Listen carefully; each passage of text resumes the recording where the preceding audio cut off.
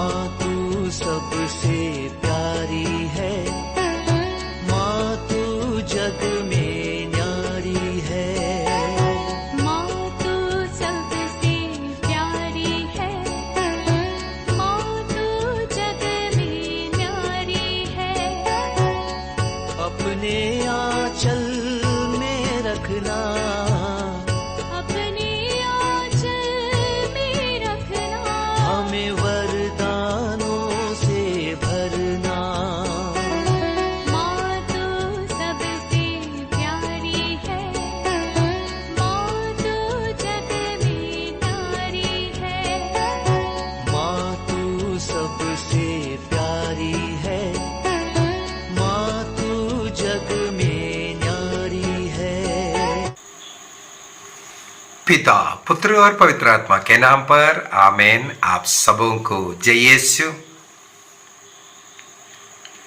मेरे पास सवाल, अनेकों लोग पूछा हुआ एक सवाल है।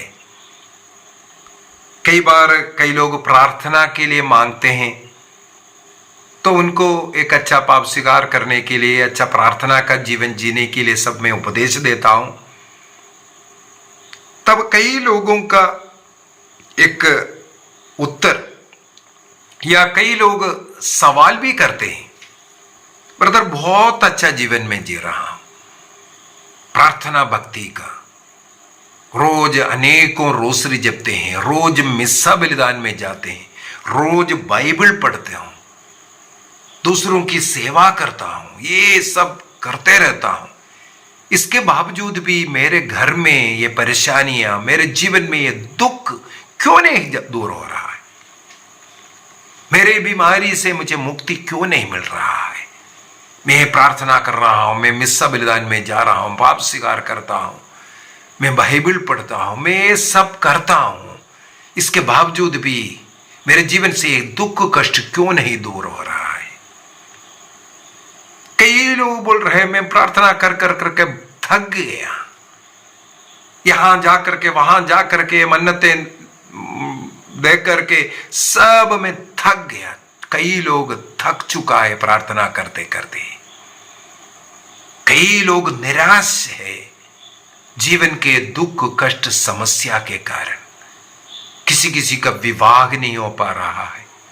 जो विवाहित लोग हैं, कई लोगों को संतान नहीं है।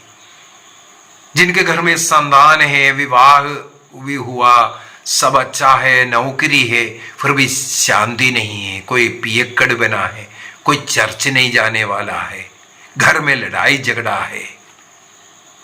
ऐसे अनेकों लोगों का समस्या, विशेषकर जो प्रार्थना करने वाले, अच्छे जीवन जीने वालों के जीवन में पूछते हैं क्यों? मेरा जब ट्रेन एक्सीडेंट हुआ, मुझे जानने वाला अनेकों लोग बोला ब्रदर आपके साथ ऐसा क्यों हुआ? ये कष्ट पीड़ा जब से 2010 में ट्रेन एक्सीडेंट हुआ, तब से हमेशा पैरों में दर्द है, परेशानियां हैं।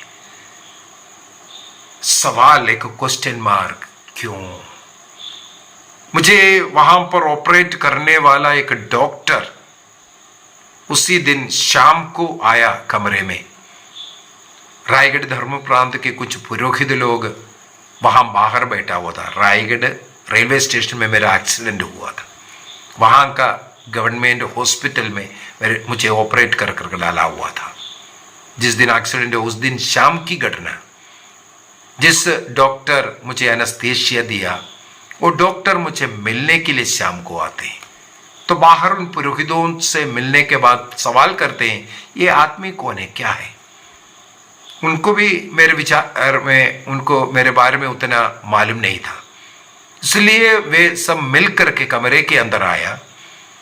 और एक पुरोहित ने ही बोला मैं फादर सोआनसो हूं। मेरे विचार में उस समय रायगढ़ का जो वीजी था और अन्य एक दो फादर और था, और ये डॉक्टर को इंट्रोड्यूस किया, आपका ऑपरेशन करने वाला डॉक्टर है। वो कुछ सवाल करने के लिए आया। मैंने डॉक्टर से पूछा, हाँ पूछिए। सबसे पहले ही पूछा आप कौन है, क्योंकि ऑपरेशन थिएटर में भी मैं उस टेबल में बेहोश नहीं था, मेरे कमर में इंजेक्शन देकर के शून्य किया था, पैरों का ऑपरेशन चल रहा था, मेरे हाथ में मैं रोसरी रखा हुआ था। एक्सीडेंट के समय पर भी मेरे हाथ से रोसरी नहीं छूटा। इसके बाद तब से मेरे हाथ में रखा हुआ, और उस पूरी रास्ते में मैं बस में जब आया रायगढ़ स्टेशन के लिए, मैं रोसरी जपते हुए आया। और इस एक्सीडेंट के बाद भी मैं रोसरी जपते हुए उस टेबल पर पड़ा हुआ था। उस समय पर उस डॉक्टर ने सवाल किया, आप कौन है? मैंने बोला, मैं प्रभु का सेवा करने वाला हूं, फलाना जगह से आए। तो उनका अगला बात यही था, हमने देखा आप टेबल में भी प्रार्थना कर रहे, कभी किसी को ऐसा देखा नहीं। मैंने आपके कमर में इंजेक्शन दिया, आपने कोई प्रतिक्रिया नहीं किया। कई लोग चीखते चिल्लाते हैं, क्या आपको दर्द नहीं लगा? आप कौन है? प्रभु का सेवक है बोल करके जब जवाब दिया, तो डॉक्टर का अगला सवाल यह था, तो प्रभु का सेवक को, ऐसा भक्त को ये क्यों हुआ? आप इतना भक्त प्रार्थना करते हुए आए, और ऑपरेशन थिएटर में भी आप अपना प्रभु का नाम ले रहा है, प्रार्थना कर रहा है। इस प्रकार का भक्त का ऐसा क्यों हुआ? एक डॉक्टर का सवाल था। मैंने आंख बंद किया, मेरे आंखों के सामने क्रूसित प्रभु का दर्शन। मैंने आंख खोल करके बोला, मैं उस प्रभु का दास हूं, सेवक हूं, जो हमारे लिए क्रूस पर मरा है, यातनाएं सहा है, उनके मुंह पर थूका, थप्पड़ मारा, अपमानित किया, निंदा किया, उनके प्रियजनों ने उनके तिरस्कार किया। उस राजाधिराज प्रभु को इतना कोड़े मारा, उनके शरीर पूरा लहूलुहान हुआ, तो उनके दास को इससे ज्यादा क्या चाहिए? मैंने ये सवाल उनको पूछा था। ये सोचना शैतान का स्वभाव है। हमारे जीवन में हम प्रार्थना कर रहा है, भक्त है, इसलिए कोई कष्ट पीड़ा नहीं होना चाहिए। जो कुछ हम प्रार्थना में मांग रहा है वो मुझे मिलना चाहिए, ये बोलना भी ईश्वरीयता नहीं है। वो शैतान हमें प्रभु से दूर करने का एक चाल है। कई लोग बोलते हैं, ब्रदर मैं पारिवारिक प्रार्थना के ऊपर बहुत जोर डालता हूं, लोगों से बोल करते, ब्रदर जब प्रार्थना शुरू करते हैं इसके बाद शैतान ही होता है, फिर लड़ाई झगड़ा सब होता है। प्रार्थना नहीं करो तो घर में शांति रहता है। देखो शैतान किस प्रकार कार्य कर रहा है।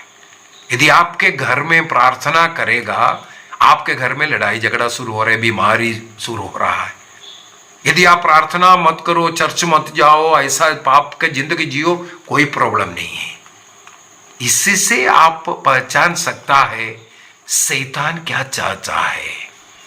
इसका मतलब है प्रभु के साथ जुड़ करके जो व्यक्ति रहता है, उनके जीवन में इस प्रकार का दुख कष्ट हो सकता है।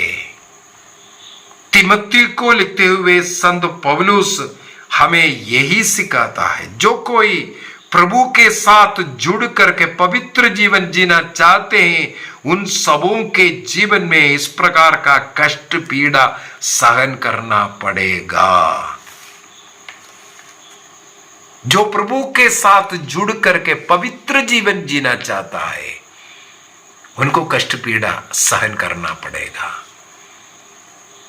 बाइबल के अंदर कहीं भी मुझे देखने के लिए या पढ़ने के लिए नहीं मिला है प्रभु यीशु मसीह ने ये कहा, मेरे शिष्यों को कोई कष्ट पीड़ा सहने की जरूरत नहीं है। तुम्हें धन मिलेगा, तुम्हें समृद्धि मिलेगा, तुम्हें कोई कष्ट नहीं होगा, पीड़ा नहीं होगा। कहीं भी यीशु मसीह ने यह सिखाया हुआ मैंने नहीं देखा। मत्ती के सुसमाचार अध्याय 11 वाक्य 28 के अंदर पढ़ने के लिए मिला, प्रभु ने कहा, थके मांदे बोझ से दबे हुए लोगों, तुम सब मेरे पास आओ। थके मांदे बोझ से दबे हुए लोग, दुखित पीड़ित लोगों को प्रभु अपने पास बुलाता है। इसके बाद क्या कहते हैं? तुम मेरे पास आओ और मैं तुम्हें विश्राम दूंगा। प्रभु ने ये नहीं कहा तुम्हारे सिर पर जो बोझ है उसको मैं हल्का कर दूंगा या हटा दूंगा। तुम्हारे जीवन की समस्या लेकर के आओ, मैं समस्याओं को दूर करूंगा।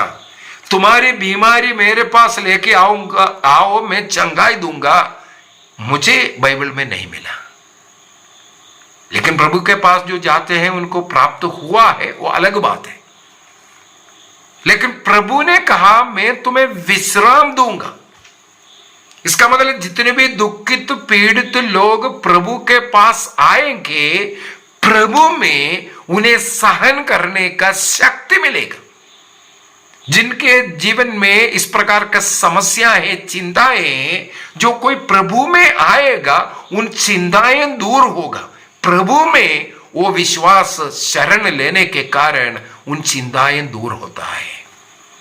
प्रॉब्लम तो वहां रहेगा, पैसे की जरूरत तो वहां है, लेकिन पहले का वो जो चिंता दूर हुआ, वो बीमारी तो है, उस बीमारी के कारण जो रोना है वो दूर हुआ।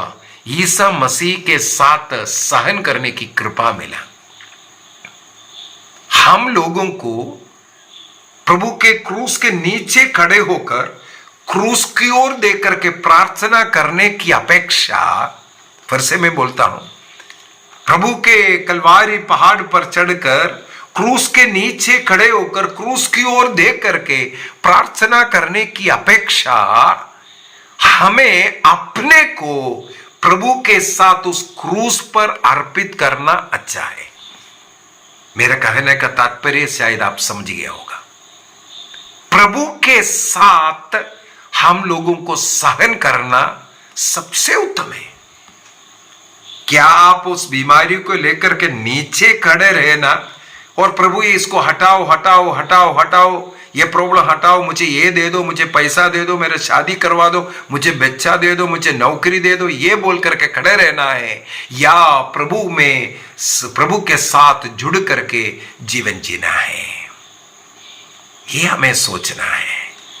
प्रभु ने कहा तुम मेरे पास आओ, मैं तुम्हें विश्राम दूंगा। जो प्रभु के पास इन समस्याओं को लेकर के अपने को क्रूस पर अर्पित करेगा, इसका मतलब मसीह के साथ सहने के लिए तैयार हो जाएगा, उन्हें शांति मिलेगा, आश्वासन मिलेगा।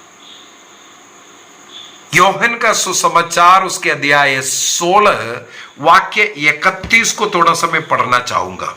योहन का सुसमाचार उसके अध्याय 16 वाक्य 31, वहां पर प्रभु ईसा मसीह ये सिखाते हैं, प्रभु का शिष्य बन करके रहने में हम लोगों को बहुत कुछ सहन करना पड़ेगा, कष्ट पीड़ा सहन करना पड़ेगा।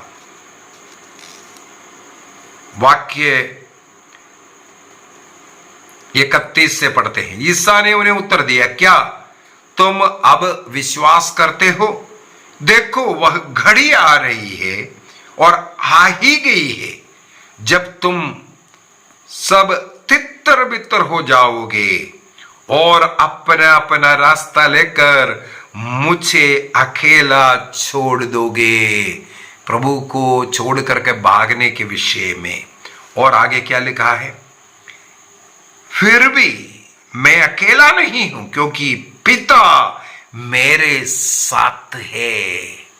चाहे तुम लोग सब मुझे छोड़ करके भाग जाए, ईसा मसीह क्या घोषणा करता है, फिर भी मैं अकेला नहीं, मेरे पिता मेरे साथ है। ओह कितना सुंदर वाक्य 33 कीवर्ड, अभी ध्यान से सुनना। वाक्य 33 कीवर्ड है, मैंने तुम लोगों से ये सब इसलिए कहा है कि तुम मुझ में शांति प्राप्त कर सको। हम लोग दुख कष्ट पीड़ा के समय पर प्रभु को छोड़ करके भागना नहीं, बल्कि वहां पर प्रभु के साथ क्रूसित प्रभु के साथ रहकर उस क्रूस पर अपने को अर्पित कर प्रभु में शांति पाना, धन दौलत में, जीवन साथी में, बच्चों में, नौकरी में नहीं, बल्कि प्रभु में शांति पाना। और आगे क्या लिखा? संसार में तुम्हें क्लेश सहना पड़ेगा। ईसा मसीह ने ये नहीं कहा मेरा सेवक बनो, मेरे पीछे हो जाओ, ईसाई बन जाओ, तुम्हारा कष्ट पीड़ा सब दूर हो जाएगा, तुम्हारा दुख सब मिट जाएगा, तुम्हारा रोग सब दूर हो जाएगा। ऐसा प्रोस्पेरिटी जो प्रीचिंग करने वाला लोग भी है, ये ईसा मसीह का प्रीचिंग नहीं है। प्रोस्पेरिटी प्रीचिंग करने वाले पास्टर लोग, ये ईश्वर का विचार नहीं है। जब मत्ती के सुसमाचार अध्याय 16 में प्रभु ईसा मसीह ने अपने दुख भोग के विषय में, कष्ट पीड़ा के विषय में कहा, एक प्रोस्पेरिटी चिंता करने वाला एक व्यक्ति वहां था जिसका नाम है पेतरुस। पेतरुस ने कहा प्रभु आप पर ये ना बिताए। हमने पिछले क्लास में इसको मनन चिंतन किया है। तब प्रभु ने उससे क्या कहा? हट जाओ शैतान। इस प्रकार का झूठा भविष्यवाणियां, झूठी शिक्षाएं देने वाला शैतान का प्रचार कर रहा है। ये प्रोस्पेरिटी प्रीचिंग क्रिस्तीय प्रीचिंग नहीं है। क्रिस्तीय प्रीचिंग यीशु का प्रीचिंग है। तुम्हें इस संसार में क्लेश सहन करना पड़ेगा। विशेषकर यदि आप ईसाई बन गया, ईसा मसीह को अपने मुक्तिदाता के रूप में स्वीकार किया, तो आपको मसीह के साथ क्लेश सहन करना पड़ेगा। आगे क्या लिखा है? संसार में तुम्हें क्लेश सहना पड़ेगा, परंतु ढारस रखो, मैंने इस संसार पर विजय पाई है। अर्थात क्रूस पर अपना प्राण अर्पित करते हुए, जीवन अर्पित करते हुए, सारे संसार के पाप मुक्ति करते हुए प्रभु ने इस संसार पर विजय प्राप्त किया। उस विजय श्री प्रभु के साथ अपने दुख कष्ट के साथ जुड़ेगा, हम भी विजयी बनेंगे।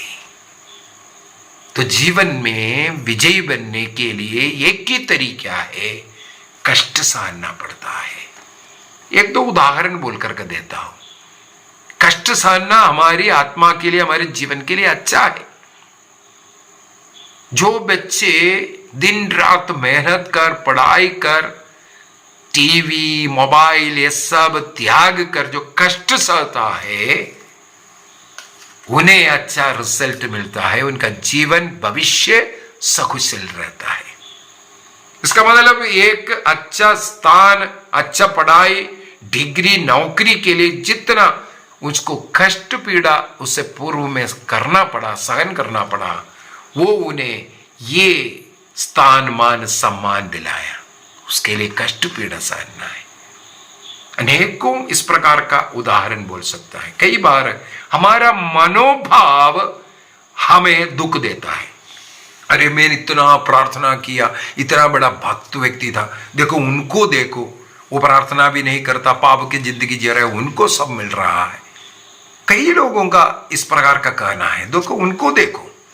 हम अपने जीवन को उनके साथ, अन्य लोगों के साथ, जो प्रार्थना नहीं करता, जो पाप में जीवन जीते हैं, या जिनको हमसे ज्यादा अच्छा मिल रहा है, उनके साथ हम थोड़ा सा कंपेयर करता है, वो हमें दुख पहुंचाता है। हम हमारे इस कंपैरिजन के कारण दुखित होता है। उदाहरण एक और इधर सुनाता हूं। मान लो आपको एक सरकारी नौकरी, आपको कार्ड मिला, अपॉइंटमेंट लेटर मिला, आपको कल दिल्ली आकर के ज्वाइन करना है। वो जिस समय दिया, जिस दिन दिया, उस दिन ज्वाइन नहीं करेगा तो सरकारी नौकरी चला गया। अभी आप देख रहे हैं, अरे अब भी बैठना पड़ेगा ट्रेन में, तभी कल पहुंच पाएगा। अब फटाफट सामान सब बांध कर करके स्टेशन गया, एक सादा टिकट लिया, दिल्ली के लिए एक ट्रेन आया, जनरल बोगी में गुस्सा, वहां पर भी जहां नहीं था, बाथरूम के पास बैठ करके धक्का मुक्की खा करके, ना खाया ना पिया, कोई पानी पीने के लिए भी नहीं मिला, कष्ट झेल करके आप दिल्ली सुबह सुबह पहुंच गया। आपके मन में पूरे रास्ते में था ट्रेन नहीं रुकना चाहिए, समय पर पहुंचना चाहिए। वो कष्ट पीड़ा आपको उतना कष्ट नहीं दिया, क्योंकि आप सामने एक अच्छा सरकारी नौकरी सामने देख करके सफर किया था। आप खुश हुआ, सवेरे पहुंचा, इसके बाद कहीं रूम वाले लेकर के तैयार हो करके आप ऑफिस पहुंचते हैं, नौकरी ज्वाइन करते हैं। सरकारी नौकरी, अच्छा मान लो एक अच्छा नौकरी मिला हुआ है, 7-8 महीने के बाद आपको पहला छुट्टी मिल रहा है। मान लो छुट्टी लेकर के जाने के लिए सरकारी नौकरी में आप एसी टिकट आप क्लेम कर सकता है। एसी में आप गया स्टेशन में, लेकिन एसी में नहीं है, स्लीपर कोच में आपको टिकट मिल गया, रिजर्वेशन मिला। अब वापस आ रहा है, पड़ोस में बैठने वालों को सब बोल रहा है मुझे एसी का टिकट था, लेकिन देखो टिकट नहीं मिला। यहां कितना गर्मी है, कितना परेशानी है। देखो इस समय पर आपको सोने के लिए, बैठने के लिए जगह भी मिल गया, लेकिन आप परेशान हो रहा है क्योंकि मेरा टिकट तो एसी में था, वहां सीट नहीं मिला, इसलिए यहां आकर के बैठना पड़ा। यहां से दिल्ली जाते वक्त तो टॉयलेट के पास बैठकर जनरल कंपार्टमेंट के भीड़ में जाते वक्त इतना आपको दुख नहीं लगा। आज रिटर्न में आपको स्लीपर कोच में जगह मिला, तब भी आपका मनोभाव आपको ये दुख दिया। आपका एक कंपैरिजन, आज मैं एसी में सफर कर सकता था, लेकिन मुझे जनरल स्लीपर में जाना पड़ रहा है। ये आपको कष्ट पीड़ा, आपका मनोभाव। फिलिपियों का पत्र दिया है 2 वाक्य 5 के अंदर, इसलिए संत पौलुस फिलिपियों को लिखते हुए कहते हैं आप अपना मनोभाव को प्रभु ईसा मसीह का मनोभाव जैसे बनाओ। वो ईश्वर था, ईश्वर की बराबरी कर सकता था, फिर भी अपने को शून्य बनाने वाला, उस मनोभाव जैसे आप अपना मनोभाव बनाओ, आपका दुख कष्ट सब दूर हो जाएगा। आपके इस दुख कष्ट में एक कृपा सामने आप देखा, जाते वक्त, दिल्ली जाते वक्त आशीष देखा था, एक नौकरी देखा था, इसलिए वो दुख कष्ट आपको दुख कष्ट नहीं था। इसी प्रकार जीवन में चाहे आपका कोई पराजय हो, नौकरी नहीं है या आप बीमार है, कोई भी ऐसा कमियां, दर्द, परेशानियां आपके जीवन में है, उस समय पर सोचना इसके द्वारा प्रभु कुछ कृपा मुझे दे रहा है, और उन दुख के साथ, उन बीमारी के साथ प्रभु ईसा मसीह के क्रूस पर अपने को अर्पित करते हुए जीवन जियोगे तो मुझे इन कृपाएं मिलेगा। इसलिए उसको ईमानदारी से सहन करना, ये अगर आप सीखोगे आपको आशीष का कारण बनेगा। रोक करके भी जीना है, हंस करके भी जीना है, तो क्यों ना हंस करके जिए। उसके लिए एक ही तरीका है, जीवन के उस दुखों को प्रभु में समर्पित करें। और एक मनोभाव बदलने की जरूरत है। हम प्रार्थना क्यों करते हैं? हम प्रतिदिन चर्च क्यों जाते हैं? हम 4 रोजरी रोज क्यों जपते हैं? नौकरी मिलने के लिए? गलत बात। इनके द्वारा प्रार्थना के साथ ईश्वर से जुड़ने के लिए, ईश्वर से जुड़ गया, ईश्वर कुछ भी हमें दे सकता है, हमारी जरूरतों को पूर्ति कर सकता है। मिस्सा बलिदान में इसलिए जाना है, मुझे यीशु चाहिए। यदि मुझे यीशु मिल गया, सब कुछ मिल गया।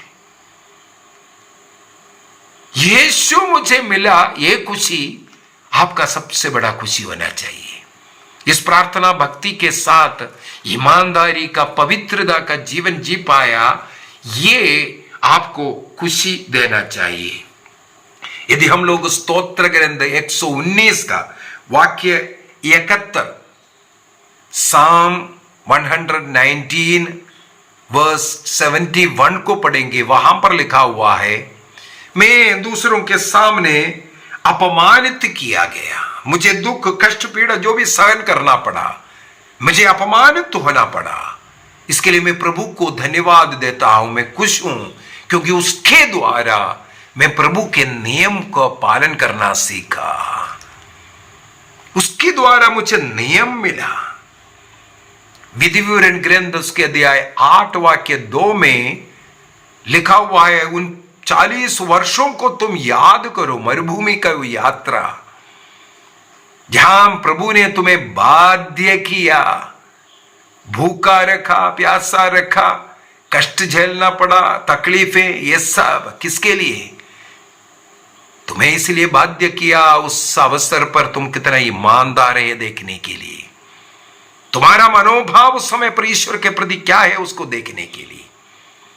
इतना कष्ट पीड़ा के बीच में भी तुम प्रभु को याद करता है कि नहीं, तुम ईमानदारी का जीवन जीता है कि नहीं, ये देखने के लिए, हमारा मनोभाव जानने के लिए, हमारी परीक्षा लेने के लिए हो सकता है इस प्रकार का कार्य हो रहा हो। यदि हम लोग प्रवक्ता ग्रंथ सिराक अध्याय 2 को पढ़ेंगे, प्रवक्ता ग्रंथ अध्याय 2 वाक्य 1 से 7 तक अगर पढ़े बहुत अच्छा है। थोड़ा समय पढ़ लेता हूं। पुत्र, यदि तुम प्रभु की सेवा करना चाहते हो तो विपत्ति का सामना करने को तैयार हो जाओ। अच्छा एक क्रिस्तीय जीवन, विश्वासी जीवन जीना है, सबसे पहले हम लोगों को विपत्ति का, दुख का, एक और क्लास में लेने वाला हूं उसके लिए। तुम्हारा हृदय निष्कपट हो और दृढ़ संकल्प बने रहो। विपत्ति के समय तुम्हारा जी घबराना नहीं, ईश्वर से लिपटे रहो, उसे मत त्यागो, जिससे अंत में तुम्हारा कल्याण हो। वाक्य 4 में, जो कुछ तुम पर बीतेगा उसे स्वीकार करो, तदा दुख और विपत्ति में धीर बने रहो, क्योंकि अग्नि में जैसे स्वर्ण की परख होती है, दीनहीनता की धरिया पर ईश्वर के कृपा पात्रों की परख होती है। तो दुख कष्ट हमें कोई दंड नहीं दे रहा है। हाँ, हमारे कोई गलती के कारण तो नहीं, ये दर्द, ये परेशानी, उसको जरूर देख लीजिए। यदि हमारे कोई गलती पाप के कारण है, पश्चाताप कीजिए, प्रभु में लौट आइए। यदि हम अच्छे जीवन जी रहे फिर भी हमें कष्ट झेलना पड़ रहा है, पेतरुस का पत्र में पेतरुस लिखते हैं अध्याय 2 के अंदर, तुम उसमें आनंदित रहो, खुश रहो बोलता है। पेतरुस का पत्र दिया है 3:14 में भी प्रभु का वचन एक कहते हैं, हमें खुश रहना चाहिए। यदि गलती करने के बाद या पाप करने के बाद हमें दंड मिल रहा है, हमें पश्चाताप कर, हमें दुखी होकर के अपने जीवन को लौटना चाहिए। यदि अच्छे जीवन में, प्रार्थना भक्ति के जीवन में भी समस्या है, हमें आनंदित रहना चाहिए। इसके द्वारा हमें कृपा दे रहा है। स्वर्ग जाने का रास्ता प्रभु ईसा मसीह ने यरूशलेम कलवारी यात्रा के द्वारा, क्रूस की रास्ता, वो है स्वर्ग की रास्ता। जब ताबोर पहाड़ पर प्रभु का रूपांतरण हुआ, शिष्यों को स्वर्ग का वो अनुभव जरूर मिला था। तब पेतरुस ने कहा, हम यहां रहना कितना अच्छा है, 3 तंबुएं बनाते हैं, एक तेरे लिए, एक मूसा के लिए, एक एलिया के लिए। लेकिन इसके बाद हम लोग देखते हैं ईसा मसीह उनको लेकर के नीचे उतरते हैं, सही रास्ता, यरूशलेम की रास्ता, क्रूस की रास्ता में लेकर के जाते हैं। तो 12 शिष्य शहीद हुआ उसी रास्ते में चल करके, कष्ट पीड़ा के यात्रा करते हुए। योहन का सुसमाचार उसके अध्याय 14 वाक्य 27 को भी पढ़ लेते हैं। जॉन चैप्टर 14 वर्स 27, वहां पर प्रभु यीशु मसीह कहते हैं, मैं तुम्हारे लिए शांति छोड़ जाता हूं, मैं अपनी शांति तुम्हें प्रदान करता हूं। इस संसार की शांति के समान नहीं। संसार के लोग सोचते हैं प्रार्थना करते वक्त हमें यह मिलना चाहिए, प्रार्थना वाला, भक्त वाला ऐसा होना चाहिए, उनको कोई बीमारी नहीं होना चाहिए, उनके द्वारा अनेकों लोगों को चंगाई मिल रहा है तो इनको रोग नहीं होना चाहिए। इस प्रकार का सोच रखने वाला संसार है। प्रार्थना केवल कुछ पाने के लिए, भीख मांगने के लिए प्रार्थना समझते हैं। तो प्रभु कहते हैं इस संसार की शांति नहीं, संसार में अगर लड़ाई झगड़ा नहीं है, पैसा है, खाने पीने के लिए सब कुछ है, संसार सोचते हैं हाँ अभी शांति का समय है। प्रभु कहते हैं मैं अपनी शांति देता हूं, संसार की शांति नहीं। प्रभु की शांति है आत्मा की शांति, आत्मा में शांति। यदि हमारे मन में एक रोटी भी खा करके शांति है, भूखा है फिर भी शांति है, बीमार है फिर भी मुस्कुराने वाला लोग मिलेगा, शांति प्रभु में मिलने वाला उस शांति, उसका अनुभव करना, उसके लिए हमें प्रयत्न करना है। प्रार्थना भक्ति के द्वारा सांसारिक चीजों को जोड़ने का प्रयत्न करने वाले कई लोग निराश होता है। यदि आपके जीवन में इस प्रकार का निराशा है, आप अपना मनोभाव को आज बदल दीजिए। आइए हम अपनी आंखें बंद करें, प्रभु को धन्यवाद दें। हमारे जीवन में जो कुछ नहीं है उसके लिए धन्यवाद दें। हमारे जीवन में जो दर्द कष्ट पीड़ा, उसके लिए धन्यवाद दें। हम जो आशा करते हैं वो नहीं मिल रहा है, उसके लिए भी धन्यवाद दें।